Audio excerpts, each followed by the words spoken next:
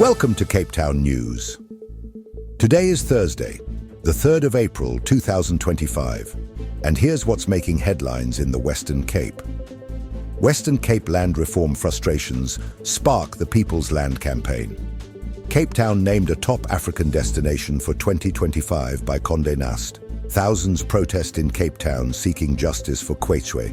MyCiTi services affected by Two Oceans Marathon road closures. Groove in Ekasi, Khayelitsha partying experience this Friday. And get ready.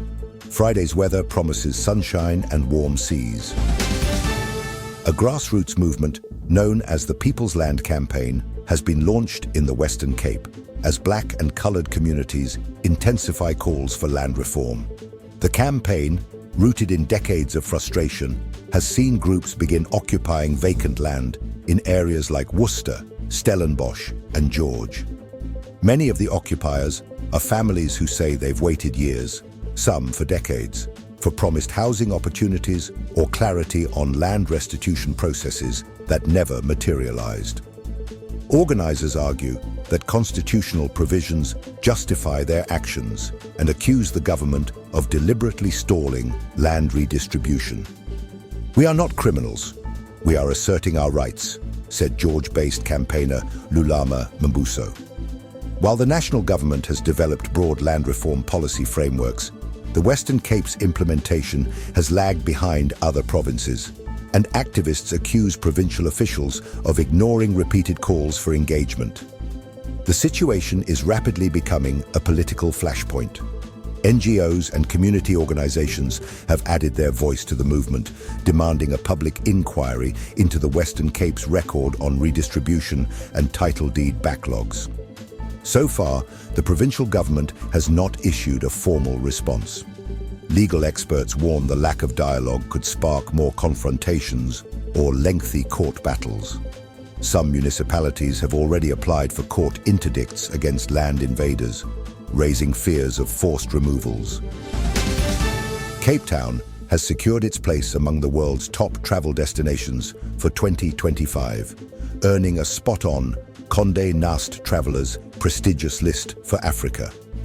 Praised for its rich culture, scenic landscapes and booming hospitality sector, the city is celebrated as a must-visit destination this year. The accolade is expected to boost confidence in the tourism sector and inject renewed energy into the local economy. New luxury hotels and revitalized neighborhoods, such as Bo Cap and Woodstock, contributed to the accolade, alongside the city's thriving food and art scene.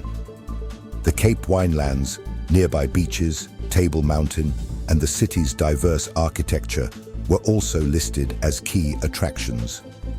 Local businesses and tour operators are optimistic about a possible surge in international travel this autumn, especially as major airlines resume direct routes to Cape Town from Europe and North America.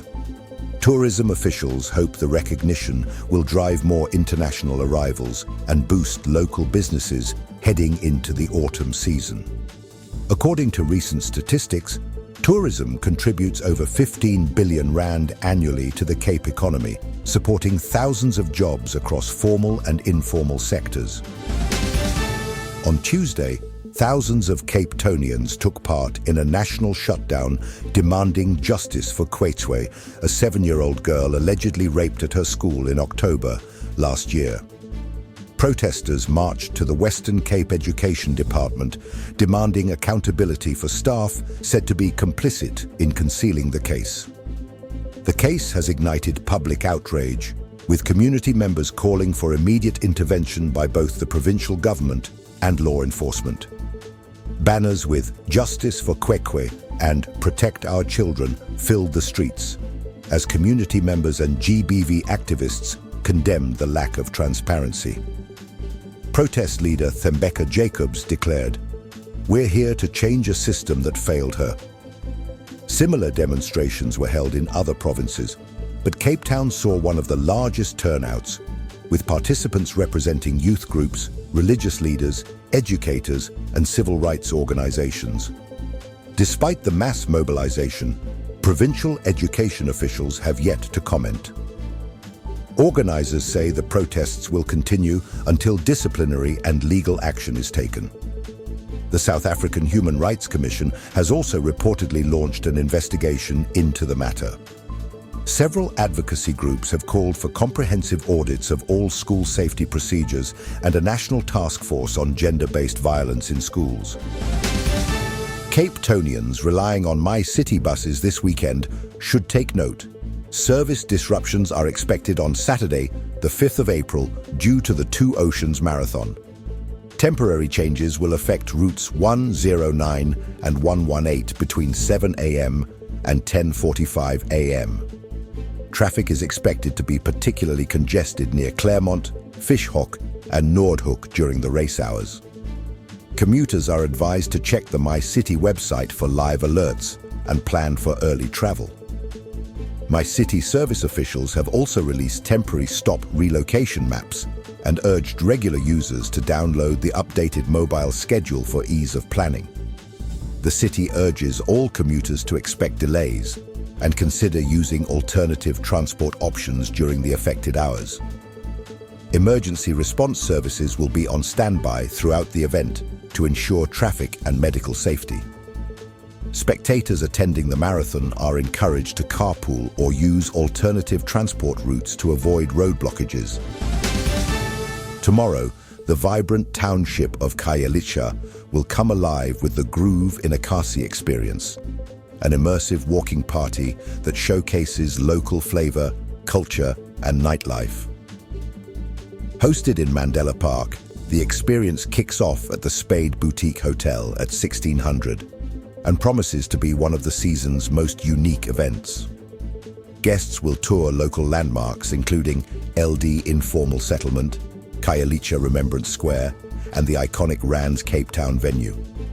These areas serve as cultural hubs, offering insights into the heart of Cape Town's largest township. Participants will be guided by local hosts who provide context on the area's history, resilience, and street culture. First round of drinks and meals are on the house, with music spanning Amapiano, Afro House, and deep cuts from township legends. Groove in Ekasi is part of a wider initiative to promote tourism in townships, breaking down stereotypes and encouraging cross-cultural connections. Here is your money, commodities, and crypto updates. Starting with major currencies. The US dollar is trading at 18 Rand and 84 cents. The British pound stands at 24 Rand and 63 cents. And the euro will cost you 20 Rand and 56 cents. Moving to the commodities market, gold is priced at 1,906 Rand and 75 cents per gram. Silver is trading at 20 Rand and 23 cents per gram. Platinum is valued at 583 Rand and 98 cents per gram. And Brent crude oil is trading at $73.34 per barrel. In the cryptocurrency market, Bitcoin is valued at 1,572,762 Rand and 20 cents. Ethereum is trading at 34,406 Rand and 35 cents. Ripple XRP is priced at 39 Rand and 7 cents. And Solana is trading at 2,461 Rand and 19 cents. Keep in mind that these figures are based on the latest available data and are subject to change due to market fluctuations. Tomorrow, this Friday, will bring clear and sunny skies across Cape Town, with ideal autumn weather conditions expected throughout the day. Temperatures will range from a mild morning low of 17 degrees Celsius to a warm afternoon high of 27 degrees Celsius. Early morning fog may occur over inland suburbs, but it will clear by mid-morning. Light northwesterly winds will pick up to 25 kilometers per hour along the coast by midday, with calmer conditions inland.